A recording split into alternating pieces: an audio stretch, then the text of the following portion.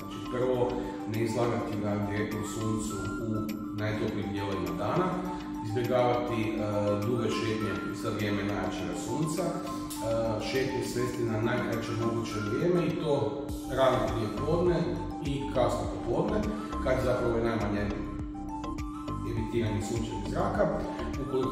Ukoliko ste na moru, također samo kupanje životinja je poželjno ujutro i predvečer kad su manje vrućine. Prilikom samoga izlaska van po ljetu treba voditi računa i o njihovim šapicama i mekušima koje također mogu od vrućina gradskog asfalta zadobiti teške opekline.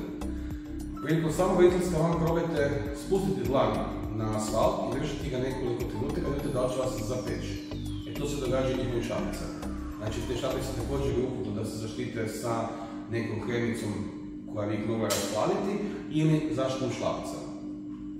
Ako životinja boravi u stanu, a vi morate ići na posao, morate voditi računa da ima ili prohodnost zraka, da ima barem neko mjesto u kući ili u stanu gdje može biti u hladovini ili ostavite upadnu klima jedinicu u jednom prostoru da ona može birati gdje želi biti.